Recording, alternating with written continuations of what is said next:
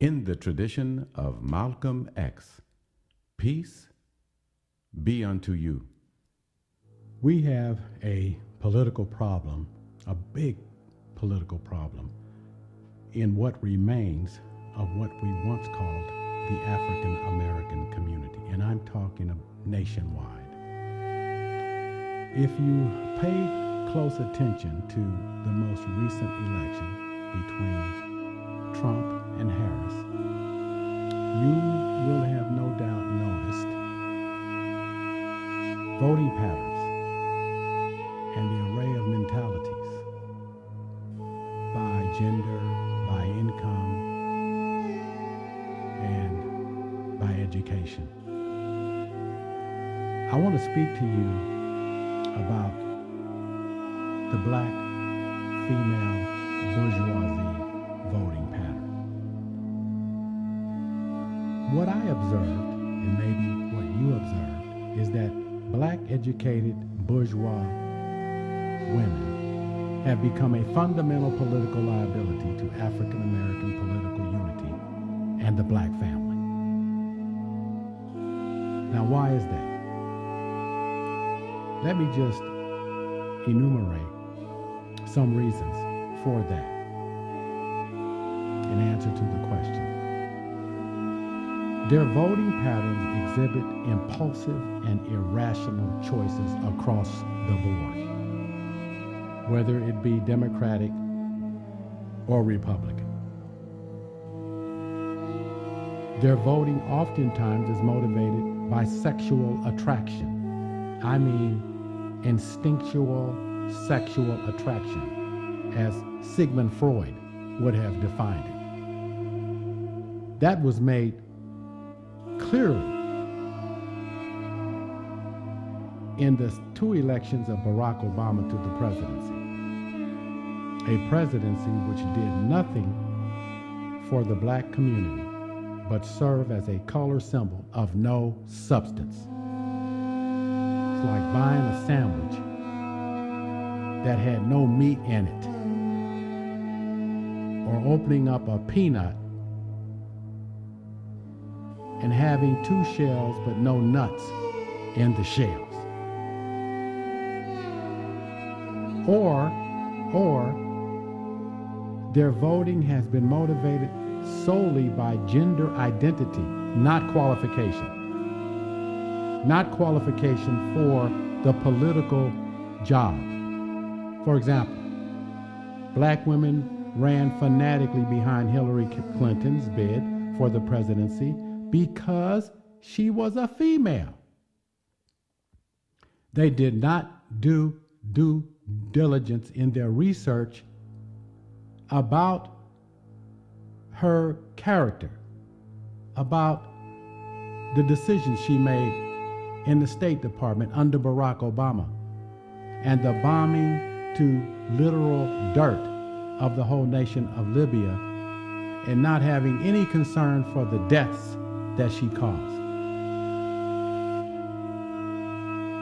They also exhibited the same kind of fanatical zeal to vote for Kamala Harris, despite her Zionist and AIPAC commitments, and solely because she is female, that gender identity again, and that she belongs to the AKA college sorority. And I could go on. There were many levels to the Kamala Harris deceit promoted and swallowed in whole by educated bourgeois black women. But it didn't end there, and in Georgia, we saw black women fanatically run out to vote for Stacey Abrams, despite the fact that though she was running to be governor of the state, she could not even organize her own personal life, her own personal finances. She was on the verge of bankruptcy. Abrams lost twice in her bid to be the governor of Georgia. Other specifically gender-centered issues which black women impulsively vote for are as follows. Black women vote for abortion impulsively, irrationally, based upon gender identity, despite the fact that nationally the black fertility rate is at about 1.6 babies born per black female between 15 and 45. That is far below the population replacement level of 2.1. No rational person would vote to abort fetuses if by 2050 the black population fertility rate will be at about 1 baby born for women between 15 and 45, because that spells the end of the population of descendants of slaves in the United States. They vote for abortion fanatically, despite the fact that black women do not lead the organized effort to promote it, nor have the money to advertise it. The abortion movement is a liberal, leftist, LGBTQ run and operated movement.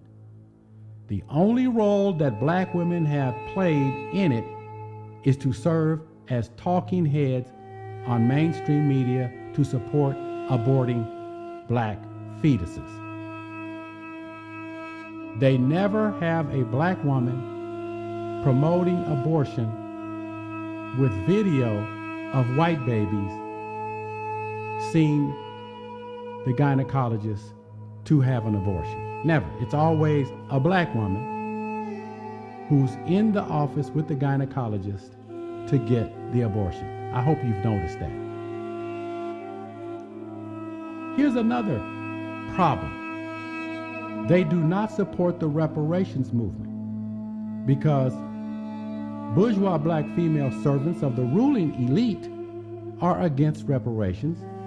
And so all of the African-American, educated African-American women fall in line against reparations for African-American descendants of slaves.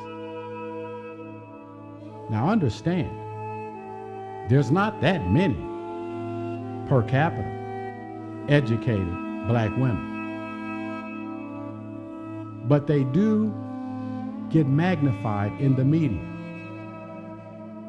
And that gives the impression that there are many, many, many African-American females with degrees who are bougie, who belong to sororities. My conclusion is this: bourgeois educated black women act politically impulsively or irrationally.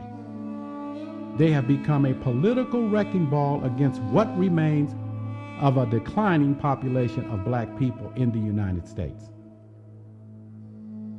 They should not be followed by African American men. Let me repeat that. They should not be followed by African American men. African American men should be more rational in their political decision making as to who they're going to vote for. I am Dr. Stephen Nur Ahmed. Peace be unto you.